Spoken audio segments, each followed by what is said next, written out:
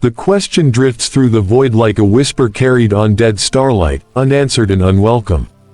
In the endless dark of the Warhammer 40K universe, there are countless horrors, xenos, demons, renegades, but few inspire the same bone-deep dread as the ones who are supposed to be protectors.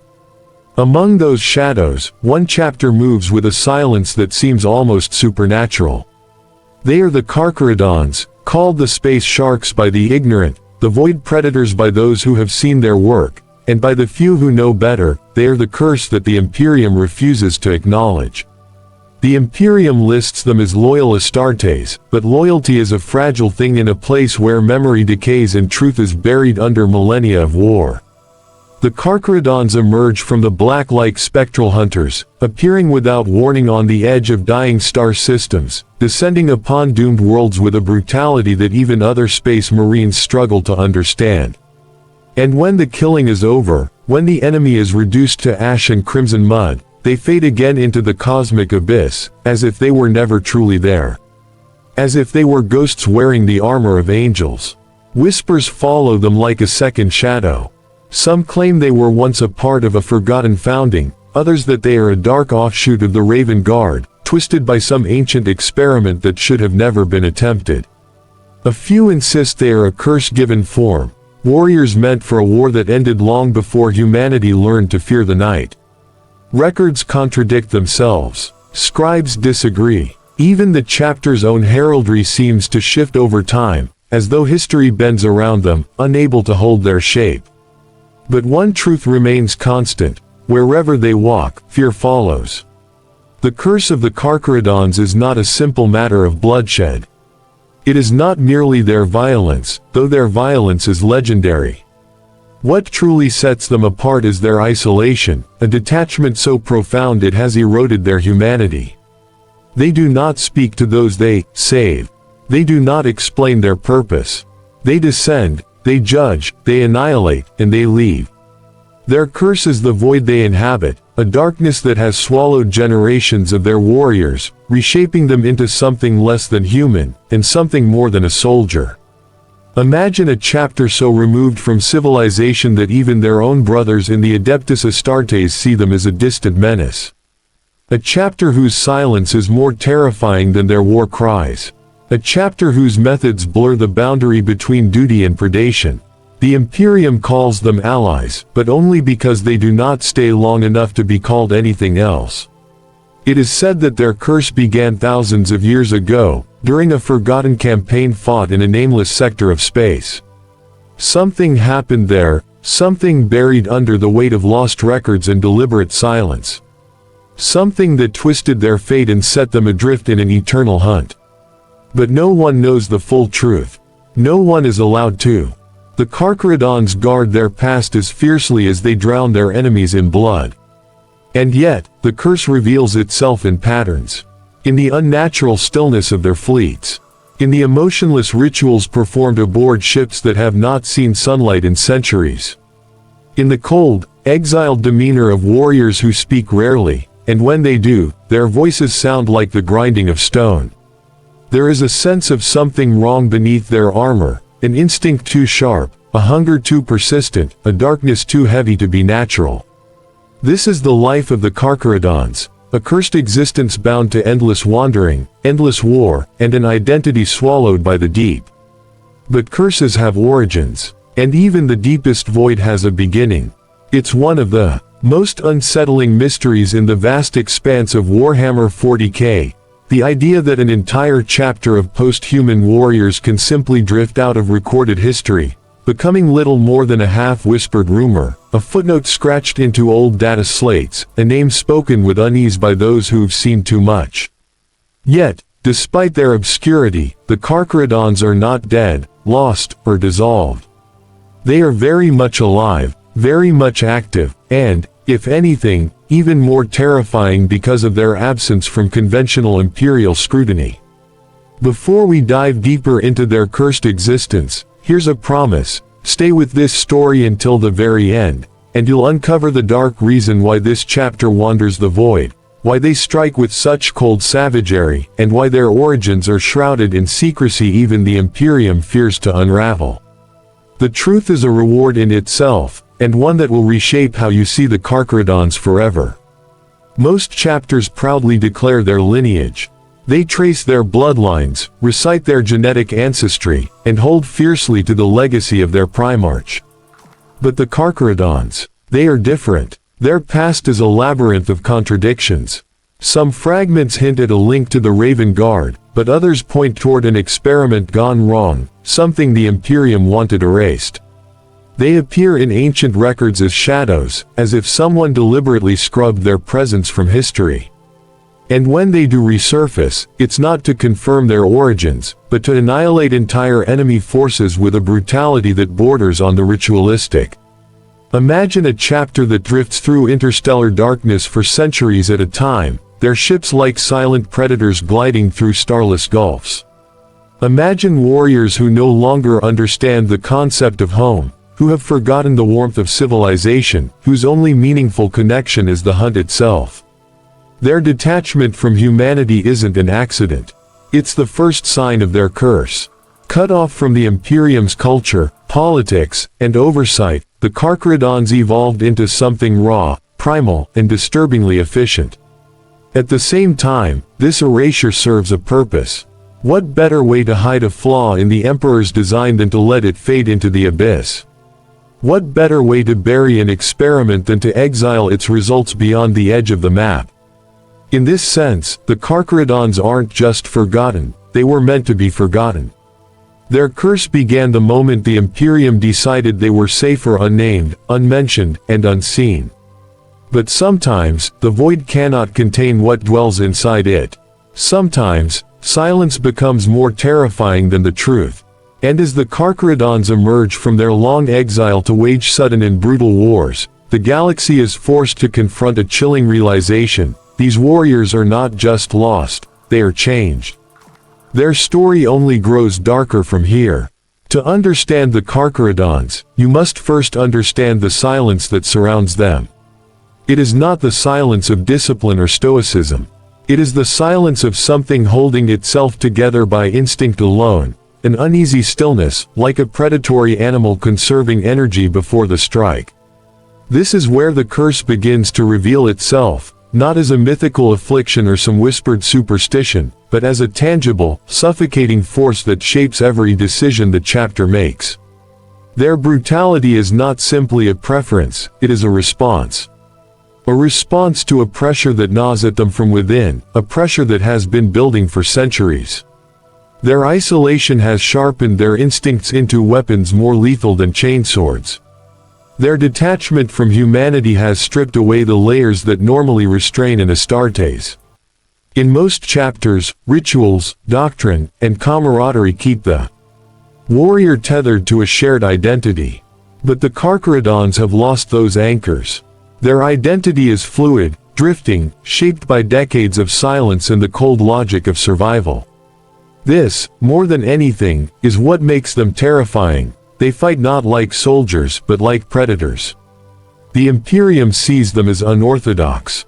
Allies whisper that they are barely civilized. Commanders pray they will not be assigned to assist their campaigns. And yet, they are still considered loyal. Still recognized as servants of the Emperor. Still unleashed upon the enemies of mankind when absolute annihilation is required. But the question remains, what is the price of that annihilation? What part of themselves do the Carcharodons surrender every time they descend upon a planet with ruthless, almost ritualistic efficiency? The curse becomes visible in these moments, the chilling detachment with which they decide the fate of entire populations. They do not negotiate. They do not advise. They judge. Their arrival is a verdict, and their war is the execution. Even other Astartes struggle to understand them, questioning whether the Carcharodons recognize the difference between enemy and innocent, or whether the distinction has eroded in the long shadow of their exile. Then there are the stories. Tales told by survivors who cling to life like fragile candles flickering in a storm. They speak of space marines whose armor bore no heraldry recognizable to Imperial officials, whose visors glowed like the eyes of deep-sea beasts, whose methods resembled the violent beauty of predators hunting in absolute darkness. These survivors describe warriors who moved with unnatural coordination, who struck without warning, who vanished before the smoke cleared. And always, there was that relentless silence. This silence is the manifestation of the curse. A silence born from too many generations spent without the grounding influence of a homeworld. A silence shaped by endless void space, by the shriek of the warp beyond their hulls, by the steadily unraveling threads of a forgotten legacy. And beneath that silence lies the deeper truth the Imperium refuses to acknowledge, that the Carcharodons are becoming something else. Something shaped by the darkness they inhabit. Something the Emperor never intended. Something the galaxy is not prepared to confront. Their curse is not a single moment or a single fault. It is the slow, continuous erosion of identity, humanity, and restraint. And as they continue their silent patrol through the void, the real question becomes whether they are still loyal because they choose to be, or because their curse demands they cling to the last fragment of purpose left to them. The next part of their story will show just how far that curse can reach. For the Carcharodons, the void is not a battlefield, it is home. Their fleets wander the distant edges of known space, drifting through regions so remote even imperial star charts abandon them. These are places where suns die without witnesses, where ancient debris fields float like frozen graveyards, and where the warp bleeds through reality in thin, whispering seams. To most, these regions would feel like exile. To the Carcharodons, they are familiar territory, perhaps the only territory they still recognize. Life aboard a Carcharodon void ship is unlike anything found in more conventional chapters. There are no bustling training halls filled with recruits, no chapels crowded with the hum of prayer, no barracks echoing with the camaraderie of battle brothers. Instead, there is a profound and almost oppressive quiet. The ships feel more like drifting mausoleums than instruments of war, their dim corridors lit by cold strips of lumen glow that never change intensity, never flicker, and never warm the steel beneath them. Generations of warriors have been raised in this atmosphere, molded by it, hardened by it. Most Space Marines remember their homeworld, the soil they trained on, the culture they protected, the rituals that shaped them. But the Carcharodons, many have never set foot on a planet. Their recruits are often taken from voidborn clans, nomadic fleets, drifting populations who already understand the silence of deep space. As a result, the chapter has evolved alongside the void, adopting its cold logic, its patience, its predatory nature. And it is here, in this isolation, that the whispers begin. Not literal whispers, though some claim to hear those as well, but the subtle, growing pressure of the warp against the hull of their reality. The longer they remain detached from human civilization, the more the boundaries of their minds seem to change. Small things go unnoticed at first, shifts in behavior, lapses in speech, an unblinking focus that borders on feral. But as decades stretch into centuries, these changes accumulate, reshaping the chapter from the inside. The warp gnaws at them in ways they do not fully comprehend. Not enough to corrupt, not enough to taint their loyalty, but enough to erode the parts of the mind that require human contact, sunlight, and memory.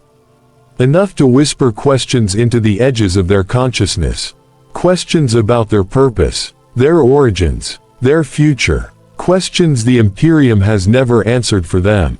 Some scholars believe the Carcharodons developed countermeasures, rituals, meditations, brutal training regimens designed to harden the psyche against the psychic pressure of the void. Others argue the chapter simply adapted through sheer instinct, evolving the way deep-sea predators evolve in total darkness. But whatever the truth, their time in the abyss has changed them. It has sharpened their senses and dulled their empathy. It has forged warriors who move more like beasts of the hunt than sons of the Emperor. Even their battle doctrines reflect the abyss. They strike swiftly and silently, overwhelming enemies with a force that feels more like ambush than assault. Their tactics resemble the movements of predators circling prey, cutting off escape routes, waiting for the moment to close in. In this way, the void itself becomes a teacher, its cold, endless patience mirrored in every decision they make. Yet beneath these adaptations lies something more fragile: identity.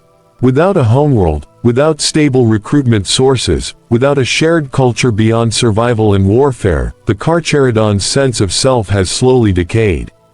Their memories fade more quickly. Their traditions blur. Their legends grow contradictory, almost dreamlike. And with each passing generation, they drift further from the humanity they once protected. This is the quiet tragedy of their curse. They have become perfect instruments of war, but in doing so, they have lost the very things that once made them warriors of mankind. In the darkness of the abyss, they are no longer guided by the same principles that shape other Astartes. Instead, they are driven by instinct, hunger, and a silent purpose etched into their gene seed, a purpose they barely understand. But the abyss does not let them wander aimlessly forever. Eventually, something in the darkness calls to them, something ancient, desperate, and doomed. And when it does, the Carcharodons answer. When the Carcharodons finally re-emerge from the abyss, they seldom choose targets of convenience. They respond to distress signals so ancient their origins are uncertain, or they appear without explanation above worlds already teetering on the brink of extinction.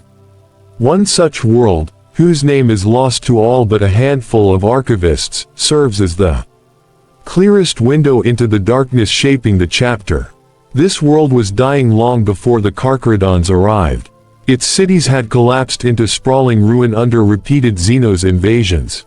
Its population, once proud and defiant, had been reduced to pockets of desperate survivors clinging to the broken skeletons of their past. The air was tainted with smoke, dust, and the sickly stench of decay. Nightfall brought not sleep, but terror, as alien warbands stalked the ruins hunting for the last scraps of resistance. The Carcharodons did not announce their coming. There were no Vox transmissions, no heraldry displayed, no request for communication. Instead, their ships slid silently into orbit like vast metallic predators returning to familiar waters. The first the planet knew of their presence was the sudden, violent disappearance of an entire Xenos battalion. One moment, the invaders held a key district; the next, it was nothing but shredded bodies and charred stone, a massacre so precise it resembled a surgical incision made with a butcher's hunger. Survivors spoke of giants moving through the dust like living monoliths, their armor etched with predatory symbols and marks the locals could not decipher. These warriors did not speak. They did not reassure. They simply exterminated anything not human, carving a path through enemy lines with a cold, brutal efficiency that even the planet's defenders found unsettling. People expected their saviors to offer relief, guidance, protection, some sign of humanity. Instead, they received judgment. The Carcharodons assessed the population the same way they assessed their enemies, with the unwavering gaze of predators determining whether the creature before them was prey, threat, or something unworthy of notice. When planetary leaders attempted to approach the Astartes, they were ignored. When civilians attempted to flee areas designated by the chapter for purification, they were ordered back at Bolter Point. The Carcharodons' methods were absolute. Any area contaminated by Xenos life or deemed strategically compromised was cleansed, utterly and without hesitation. To the Xenos, the Carcharodons were an extinction event. To the humans, they were a cold salvation. To themselves, this was simply the hunt. But the planet paid a price for its deliverance. Entire districts were leveled in the name of tactical necessity. Populations deemed compromised were relocated by force, then watched over by silent warriors whose presence felt more like imprisonment than protection. And when the fighting ended, when the last alien corpse turned cold beneath the shattered sky, the Carcharodons did not celebrate or mourn. They simply gathered their dead, rearmed their warriors, and prepared to leave. One thing stood out, though, something the survivors whispered about long after the chapter vanished. During the aftermath, some warriors lingered near the ruins, staring into the charred remains of Xenos structures as if seeing something others could not. Their stillness was unnerving, their lack of reaction inhuman. It was as if the battle had awakened something in them, some ancient instinct, some memory of violence older than their records. The people expected the Carcharodons to declare victory, to offer counsel, to acknowledge the lives saved. Instead, the chapter left without a word, their ships disappearing into the same silence from which they had emerged. The planet survived, but its people understood something vital. The Carcharodons had not come to save them. They had come because the hunt called, and this world happened to lie in its path. This event, recorded only in fragments, marks a turning point. It shows that the curse is not just isolation, not just silence, not just instinct, it is a creeping transformation, a shift in the chapter's very nature. A shift no one is prepared to confront. For most chapters of the Adeptus Astartes, the warp is a distant threat, a poisonous tide that must be resisted through discipline, faith, and unity. But for the Carcharodons, drifting endlessly through the abyss, the warp is not a distant tide. It is the ocean they swim in. Every void crossing, every warp translation, every long stretch of silent travel chips away at the barrier between mind and madness. It is in this fragile state that the true depth of their curse begins to reveal itself.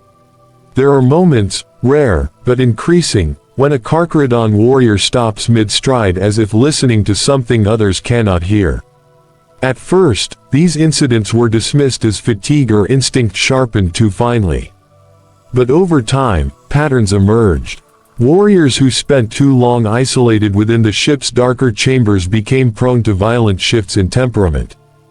Rumors within the chapter speak of a moment, never recorded officially, when a veteran sergeant lost himself entirely during a campaign. Surrounded by enemies, he fought with such ferocity that even his brothers hesitated to approach him. When they finally subdued him, his eyes were said to be unfocused, hollow, as though he were still staring into an ocean only he could see. The apothecaries examined him, but no warp corruption was detected. No psychic imprint, nothing but the lingering echo of instinct running unchecked. Incidents like this were never reported to the Imperium. The Carcharodons handled their own. And so the curse deepened, quietly, steadily, inevitably. It was not a single affliction, not a moment of catastrophic failure, but a slow metamorphosis. A drift from warrior to predator. A shift from humanity to something that watched humanity from the outside. In this growing shadow of instinct and transformation, the chapter faced a truth they dared not speak aloud. If they continued on this path, one day they might no longer serve the Imperium. Not out of rebellion, not out of corruption, but because they would no longer understand what the Imperium was. Their curse was not that they were forgotten. Their curse was that they were changing. And soon, the galaxy would see the consequences. The void ships of the Carcharodons are unlike the proud battle barges and fortress monasteries of other chapters. They are relics of another age, ancient, scarred, and eerily quiet. Their hulls bear the marks of countless warp crossings, their keels groaning with the strain of centuries spent drifting through regions untouched by imperial light. Even by the grim standards of the 41st millennium, these vessels feel old. Not in the way of machines, but in the way of things that have witnessed too much. To step aboard a Carcharodon warship is to step into a tomb that never stops moving. The corridors are narrow, intentionally so, forcing even the towering Astartes to move with a predator's posture, shoulders angled, steps measured. The walls are devoid of decoration, save for ritual markings carved deep into the metal with blades, not tools. Some marks are tally-like, counting what no one speaks of. Others resemble sigils half remembered, half forgotten, as if passed down through generations without explanation. These symbols are not for show, they are anchors, silent reminders of identity in a place where identity easily slips into the abyss. There are no communal feasts, no hymns echoing through great halls, no banners of past victories hanging from vaulted ceilings. Instead, warriors meditate alone in darkened chambers, honing their senses not through discipline but through instinct sharpened to an unnatural edge. The void has taught them to navigate silence the way other Marines navigate doctrine. Even their armories feel different. The weapons are meticulously maintained, but many are modified in ways outside Codex norms, adapted for sudden, violent ambush strikes rather than prolonged engagements. Their blades are often personalized, not with heraldry, but with bite-like serrations or weight distributions that mimic predatory strikes. Everything aboard these ships is designed not for war as others know it, but for the hunt. And then there is the training, brutal, relentless, and bordering on ritualistic. Carcharodon combat drills are silent. Not a single order spoken. Not a single chant or prayer shared. Entire squads move like extensions of a single organism, reacting to shifts in motion rather than commands. Young warriors quickly learn that hesitation is met not with correction, but with punishment delivered by senior brothers whose blows are as merciless as those of an enemy. Weakness is not tolerated. Failure is not corrected, it is culled. This is the way of predators, not soldiers. But beneath the discipline and brutality lies something more haunting, the sense that the ships themselves are watching. Warriors often speak of glimpses in their peripheral vision, shadows that vanish when looked at directly, movements too slow to be a glitch in the lumen strips, too deliberate to be tricks of the eye. These stories are never shared outside the chapter. Perhaps they are hallucinations born from centuries in the abyss. Or perhaps the ships, saturated with the psychic residue of countless hunts, have developed a presence of their own. Still, the most unsettling part of life aboard a Carcharodon ship is not the shadows, nor the silence, nor the rituals, it is the feeling of being guided by something unseen. Patrol routes shift unpredictably. Warp translations occur without warning. Entire fleets change direction as though responding to signals no one can detect. The chapter's leaders claim it is instinct, ancestral guidance carried in their gene seed. But even they cannot fully explain why the fleet drifts the way it does, or what unseen force tugs at its trajectory. To outsiders, the Carcharodons appear directionless, aimlessly wandering the void. But to the chapter, the drift has purpose, whether understood or not. Their ships carry warriors who no longer remember a homeworld, who barely remember the Imperium they supposedly serve, and whose minds have been shaped more by open void space than by human culture. They move not with the certainty of soldiers, but with the fluid caution of deep-sea hunters in waters too dark for light. They are a fleet of ghosts. Not dead, but no longer entirely alive in the way mortals understand life. Not lost, but not truly found. Not loyal by tradition, but loyal because it is the last fragment of themselves they recognize. And it is within this drifting, haunted existence that the next shadow begins to take form. A darkness unlike the warp, unlike isolation, unlike instinct. A darkness that does not hunt them from without, but from within. For the Carcharodons, this question is not philosophical. It is lived reality, felt in every pulse of their gene-enhanced veins. Their lineage, whispered to descend from a gene stock darker and more savage than most chapters will admit aloud, carries with it a burden as old as the Imperium itself. They call it many things: the thirst, the pull, the echo of the deep. But beneath all the ritual naming lies one simple truth. Their blood speaks to them. Not in words, never in words. The whispers come as impulses, flashes of predatory instinct that flare like sudden hunger. Moments when vision sharpens too fast. Moments when restraint feels unnatural. Moments when the boundary between warrior and beast thins just enough for doubt to slip through. Most Astartes feel anger, but Carcharodons feel urge, primitive, precise, and terrifyingly pure. It begins subtly, long before a warrior even earns his carapace. Initiates on training decks speak of feeling watched when alone, of hearing their own pulse echo louder than it should, of sensing motion beneath their skin as if something ancient has begun to stir. Their teachers tell them it is normal, part of the process, an awakening to a legacy they must learn to control, or be consumed by. But the control is imperfect. It has always been imperfect. Older brothers show signs first, slight tremors before battle, pupils dilating in the presence of blood, quiet shivers of anticipation during sparring drills. Their thoughts slow in moments of calm but become razor-focused the instant violence erupts. It is as if a dormant part of them refuses to fully sleep. And in the long void crossings where no enemy appears, some struggle against the dread of turning their instincts inward. This is the unspoken curse of the Carcharodons. They are predators who cannot stop being predators. Even in peace. Especially in peace. Some warriors take vows of silence to avoid revealing the changes in their voice, tones becoming too low, too guttural, too primal. Others isolate themselves for fear of snapping without provocation. A few undertake ritual scarification as a way of grounding themselves in pain whenever instinct pushes too hard. And while these methods work for a time, the blood whispers always return. Stronger, deeper, more insistent. The apothecarian can only explain so much. Their records, fragmented, incomplete, and older than most of the Imperium's stable archives, hint at gene tampering, archaic modifications made in an era when regulation meant survival rather than order. Some speak of a progenitor whose identity was intentionally erased. Others reference the Void-Born Reinforcement Protocol, a set of genetic traits engineered to allow Astartes to survive long, isolated campaigns beyond Imperial reach. Traits that favored predatory aggression over emotional stability.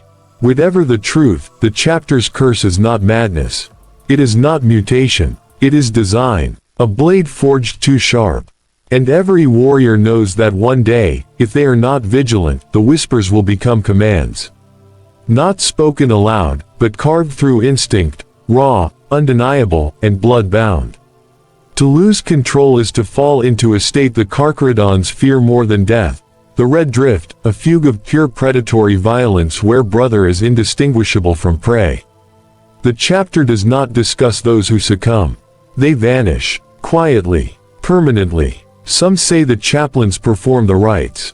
Others claim the victim is locked in the lowest decks of the ship until their whispers burn out, or until the ship itself consumes them in its labyrinth of sealed chambers.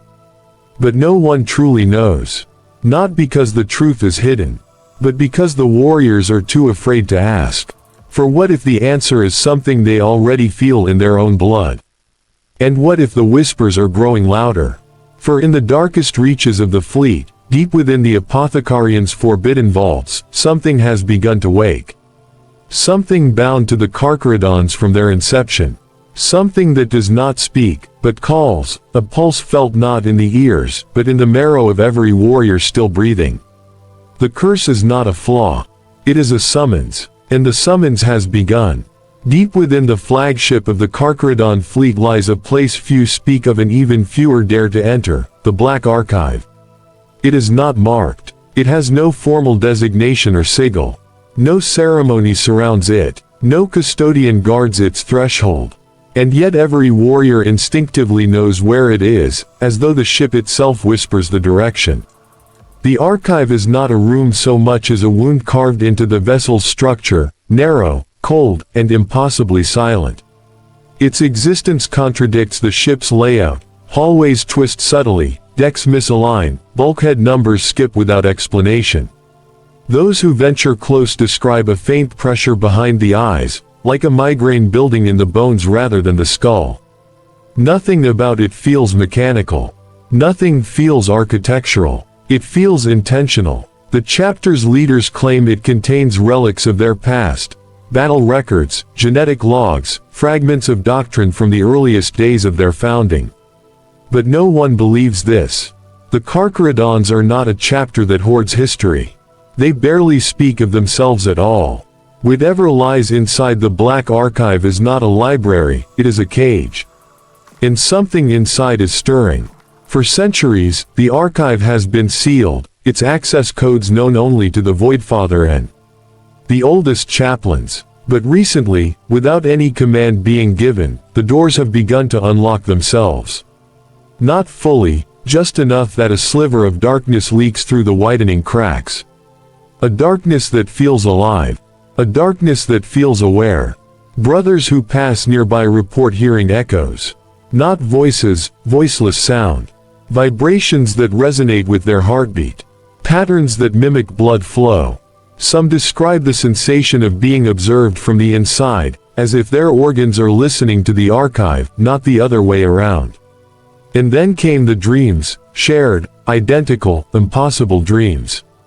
Warriors across multiple ships reported flickers of a place none recognized, an ocean of ink-black water under a starless sky, the surface rippling with each beat of their accelerated hearts. Beneath that water lurked shapes, massive, slow-moving, ancient. Predators whose motions echoed in the warrior's instincts. The dream always ended the same way, a colossal shadow rising from the abyss, not to attack, but to summon. The chaplains issued no statements, but their silence spoke volumes. They moved with an urgency masked poorly beneath their ritual calm. Apothecaries doubled their monitoring protocols. Librarians, few as they are, began spending long hours near the archive, their psychic wards burning like dying candles. The entire fleet felt it. A shift, a calling, a pressure that tightened around every warrior's spirit. The oldest among them, those whose armor bore scars soft with age, recognized the signs. They had felt this once before, long ago, during a campaign whose records were burned and memory forbidden. A campaign where the chapter was almost unmade. Whatever sleeps in the archive is not a monster, nor a demon, nor a machine.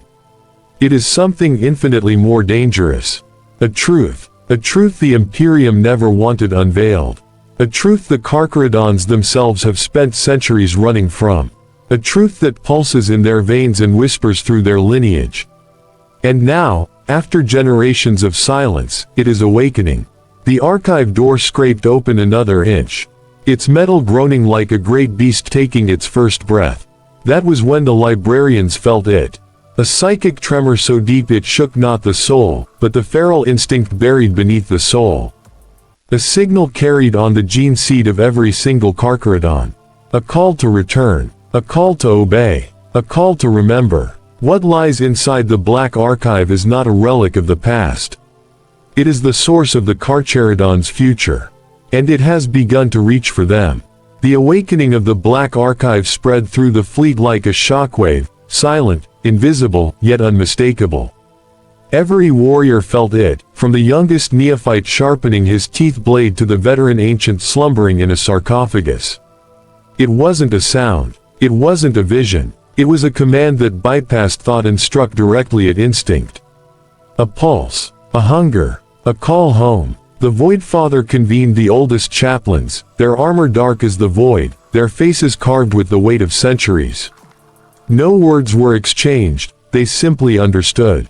The fleet altered course without a single order being spoken. The navigators hesitated, sensing currents in the warp that should not exist. Patterns that felt like the pull of gravity, yet were not physical. A tide, a drift, a path carved long before the Imperium existed. They were being drawn. The Carcharodons had always said they had no homeworld. That was a lie, one they believed, because the truth had been buried too deep even for them to recall. Their origin was not a planet, not a system, not a civilization. Their home was a place between places. A dead region of void space where the fabric of reality felt thin, stretched, and wounded. Where stars were, dim bruises behind layers of cosmic dust. Where the warp lapped at reality like dark waves licking a shoreline. The Imperium had erased it from all charts for good reason, nothing sane lived there. Yet the fleet drifted toward it with the certainty of instinct responding to a scent it had always known. As they approached the region's boundary, the archive door finally tore open, not by force but by inevitability. Inside was not a vault of relics, but a living chamber of blackened organic material fused with steel. At its center lay a crystalline pod pulsing with thick, dark fluid. The structure was ancient, predating the ship itself. A relic of the Carcharodons' first generation. A relic containing a memory. The librarians entered, and their minds shattered like glass under the weight of its revelation. The Carcharodons were not created for the Imperium as guardians. They were not built to enforce the Emperor's vision. They were not designed to stand as noble warriors of mankind.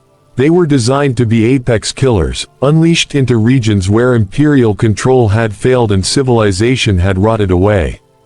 The perfect predators to cull entire systems. Their gene seed had been spliced with enhancements taken from proto-adaptive predatory genomes, traits meant to sharpen instinct, not conscience.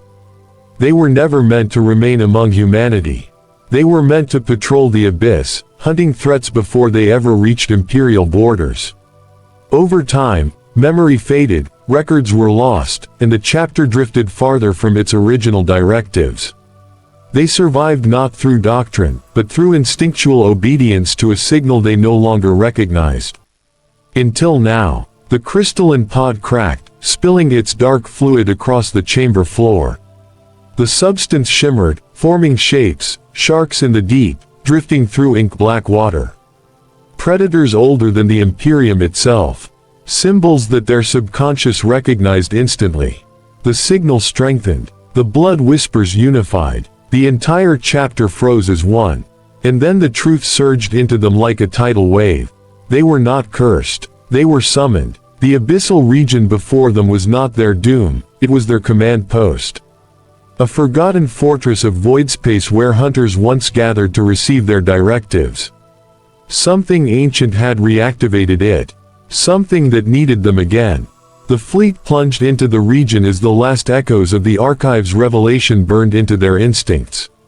The stars vanished. The void grew thick with pulsing shadows. And beneath them, beneath the hulls of their colossal ships, an impossible shape moved. A world-sized structure, submerged partly in real space and partly in the warp. A megastructure of black alloy and bone-like ridges, shaped not by civilization but by design. Not a planet, not a station, a cradle, the cradle of the Carcharodons.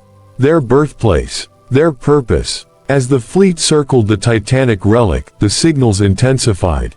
The warriors felt their blood settle, not in peace, but in alignment. For the first time, the whispers did not push them toward violence. They guided them, focused them, anchored them. The chapter understood. Their curse had never been a flaw. It had been a compass. A compass leading them back to the abyssal cradle. Back to the beginning. Back to the purpose they had been engineered for. And somewhere deep within that colossal shadow, something ancient waited, a presence that was neither living nor dead, neither machine nor demon. A presence that had once commanded them, and now reached out again. The Carcharodons stood at the threshold of their true destiny. They were not lost. They were not wandering. They were returning. Returning to take up a role they had been crafted for. As the Imperiums, unseen predators, the hunters of darkness, the executioners of threats too monstrous for mortal armies. The fleet dimmed its lights. The warriors knelt. The abyss welcomed them home. They were no longer cursed.